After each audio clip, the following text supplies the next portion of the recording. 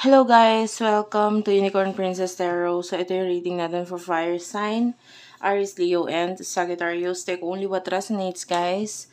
Bale, hindi ito magre-resonate sa lahat, ha? Alam mo yan, dahil hindi naman to personal reading. Pero kung mag-relate sa'yo, mag-resonate sa'yo, kunin mo lang yung mga messages na magre-resonate sa'yo kasi pwede rin namang hindi 100% makarelate or makaresonate sa'yo ang mga messages dito. Kung makaka-relate sa'yo, please do like and comment naman po dyan sa baba. Ayan, kahit po heart-heart lang, kasi sobrang na-appreciate ko yan. Ninyo lang po alam kung gaano ninyo ako napapasaya, napapakita yung supportan nyo sa akin sa pagko-comment po ninyo. Naaaliw po ako mag-reading pag may mga nagko-comment po. So, hopefully mag-comment po kayo. So, let's start. This is for fire sign, Aries, Leo, Sagittarius. Wait lang, guys. May naramdaman ako energy. I don't know kung ikaw ba may problem sa iyong kamay. Like maybe arthritis or anything na parang nangingimay, ganun. Maybe laging nangingimay yung kamay mo. This could be a reading. Anyway, okay lang kahit hindi, ha? Take only what resonates. For fire sign, please, Aries, Leo, and Sagittarius. By the way, I don't like your energy sa paligid mo. Be sure na na-cleanse mo ang iyong bahay. Kung nasaan ka ngayon, I can feel bad energies around you. Okay. Nakakaramdam ako ng mga elementong nakamasid, nakatingin lagi sa'yo. And I don't like the energy. Parang may balak silang hindi maganda. So, be sure to cleanse your home. Yan, mag-incenso. The Two of Cups is here. Three of Cups. Bottom of the deck, you do have here the Knight of Wands. Yeah. Ay, by the way, kasi I just have to show you guys kasi may nararamdaman talaga ako hindi maganda sa paligid mo. There's this incenso at kamangyan. So, be sure na meron ka nito. So, yeah. Lagi akong may ganito. And, anyway, marami naman. Ano yan? Ano siya? Ihahalo mo siya sa uling. Yan. Dapat papaapoy ka ng uling. Or magpapabaga ka ng uling din, tsaka mo siya ihahalo yung incense at kamangyan, and then cleanse mo yung bahay mo. And dapat nakabukas yung mga bintana at pintuan para makalabas yung mga dapat lalabas dito. Okay? Two of Cups to Three of Cups. I can see good relationship, connection, communication with someone with the Three of Cups. Maganda. Maganda yung relationship. There's friendship na involved sa connection ninyo ng person. Nakakonect mo dito. And nakita natin na nandun yung passion mo dito sa taong ito. There's a lot of love. Knight of Wands is here. Kung ano man yung mga nangyaring hindi maganda in the past, nakikita natin naka-move on ka na doon. And naka-focus ka na dito sa mga bagong opportunity sa buhay mo. Lalo na may kinalaman sa pera. Nakikita natin sa ngayon medyo mabagal pa yung flow ng pera. Nakikita natin na medyo stagnant, walang kagalaw-galaw. Or medyo parang hindi mo pa nararamdaman itong mga new beginnings na ito para sa buhay mo. Pero nakikita naman natin yung dedikasyon with the Queen of Wands ng mga tao na nasa paligid ninyo. Kaya kahit papano, nagkakaroon ka pa rin naman ng growth with the Three of Coins. And mas lalong tumitibay kung ano man yung career na meron sa iyo ngayon. Huwag ka lang malungkot. The Five of Cups, nakakaramdam tayo ng kalungkutan sa iyo dito. Kasi medyo mahirap eh. Medyo magulo. Maraming nasasabi or maraming away na nangyayari dito with the Five of Wands. Regarding family, pwedeng sila yung kung nagda-down or parang nafe-feel mo parang ang baba mo dahil sa kanila. But with the Four of Swords, huwag na lang silang pansinin. Maaaring, at saka yung iba sa inyo, nag-overthink ka lang masyado. Okay? Anyway, pagdating sa relationship, I do love the energy. Nandyan yung growth or paglalim ng pagsasama ninyo ng taong ito. Okay? I don't know kung may relationship. For some of you, meron. High chance na meron. So, let's move on. Let's focus to the person na connect mo. For our fire sign, please, Aries, Leo, and Sagittarius. Aries, Leo, and Sagittarius, please.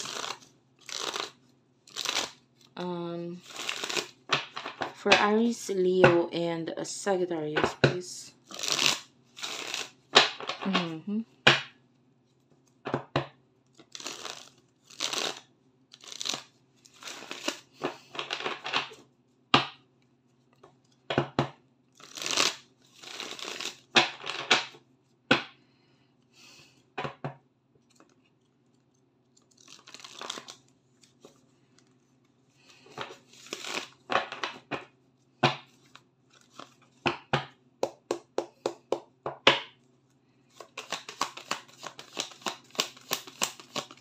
Yeah, definitely. You could be married to this person with the Four of Wands. There's a relationship with the Four of Wands.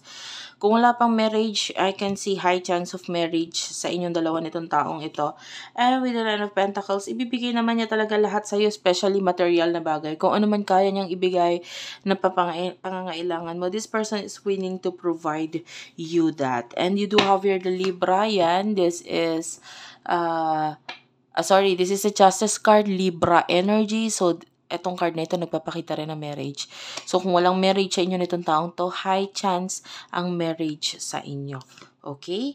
And sabi ko nga, kung ano man yung mga nangyari in the past, naka-move on na rin etong taong ito. So, kung ano man yung hindi ninyo pagkakaunawaan in the past ng person na ito, okay na.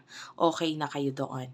Okay? Nangyayari talaga sa isang relasyon yan, guys, yung nagkakaproblema, yung parang nagkakaroon ng mga sigalot na, nagiging dahilan yon para mas maging matibay yung relasyon, yung emosyon ninyo para sa isa't isa. So, kung ano man yung nangyari sa nakaraan na hindi maganda, nakikita natin na okay na, nakamove on na ang bawat isa.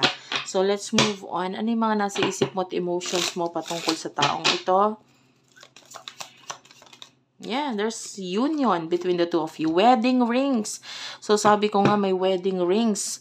Ang high chance ang wedding ring sa inyong dalawa or ang wedding sa inyong dalawa. Soon enough, guys, I can see you buying rings. Yung totoo, literal na sing-sing. Nakakita ko dito ng soon, may mga bibili ng sing-sing dyan. And this could be you. Hindi naman necessarily ring na may kinalaman sa kasal, but I can see you buying a ring, and this could be a reading. Kung ikaw ito nakabibili mo lang ng sing-sing or nag-iisip ka na bibili ka ng sing-sing, this could be your reading. Okay, with the love call, you do have here expression, communication sa inyo ng person na ito, and I can see na pareho kayo na nagkakaroon ng care sa bawat isa. And I feel like magiging vocal ka doon sa nararamdaman mo para sa kanya. With the Sword and Rose, I can see you cutting off kung ano man itong mga options na ito with the keys on a ring.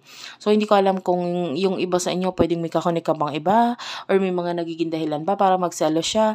Nakikita natin na kina-cut off mo yun. Because with the Sword and Rose, you are here na mas pinagsosolid mo kung ano man yung pinagsamahan ninyong dalawa. So, I can see engagement ring. So, yeah, high chance of you buying a ring or something na importante. Or I can see na mas binibigyan mo ng pansin kung ano yung mga bagay na makakapagpasaya sa taong ito. Okay? I can see na kahit may halaga yan, may value yan, di bali na. Diba? Kahit anumang halaga yan kasi para sa'yo siya ang mas mahalaga. Okay? So, let's move on to your person. Ano naman nasa isip niya at emotions niya para sa'yo?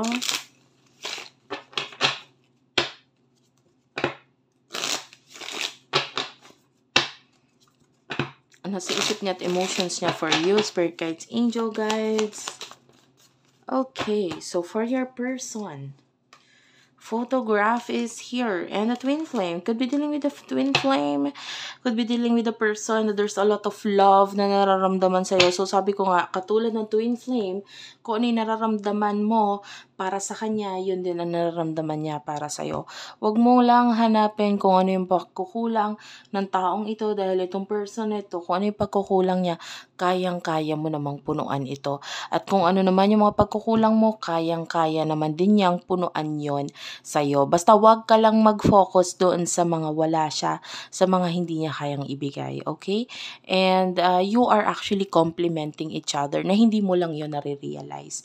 And then I can see a lot of love coming from this person with the passion. Handa siyang ayusin ang sarili niya para sa'yo. And katulad mo with the Sword and Rose, kung kina-cut off mo yung mga options itong person na ito, guess what, guys? Tingnan mo ha. This is the sword and rose. And this is the keys on a ring. Yan, magkasunod yan guys. Yeah. Ayan. Magkasunod yan. Hindi ako nagbibiro. The sword and rose, keys on a ring. And then sa side mo naman, this is your card. Sword and rose followed by the keys on a ring. So, ano yung pareho ninyong kinakat off? Kinakat off ninyo yung mga bagay na hindi nagiging okay sa connection na ito. Kung ano man yung pinagseselos mo sa kanya, willing din naman siyang i-cut off yon. Okay? So, napakagandang connection. And what will happen in the near future for the both of you? We do have here the Hermit. Yeah, that's a Virgo energy, Aquarius energy with the star. And the 9 of Pentacles. Okay, Knight of Cups is here. So, actually, itong connection nito, high chance talaga ang marriage eh. Okay? Yeah, the 10 of Pentacles, 2 of Wands. I can see parehong may money sa side ninyo, the Moon, and or pagtutulungan na may kinalaman sa pera in the near future. You do have here the Devil, Capricorn energy. I feel like itong person na ito, may mga times na masasaktan ka pa rin niya in a way dahil matigas ang ulo niya. But sabi ko nga, magtahimik ka na lang. The Hermit is here. You are a perfectionist. I can see you na itatry mong sabihin sa kanya yung mga bagay na kailangan niyang gawin para mabago siya, maybe. Pero with the Moon,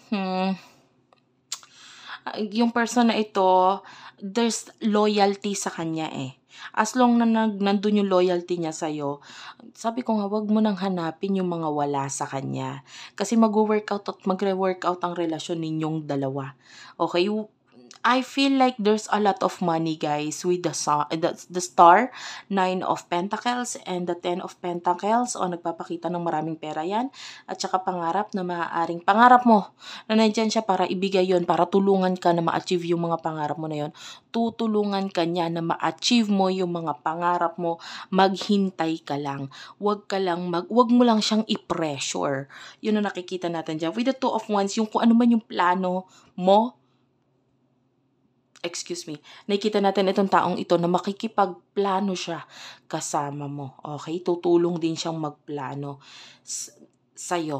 Okay? Pareho kayo may plano dito. And the Hermit, this is you. I mean, this is like the advice. Tahimik ka lang. Huwag mo na lang dadaan.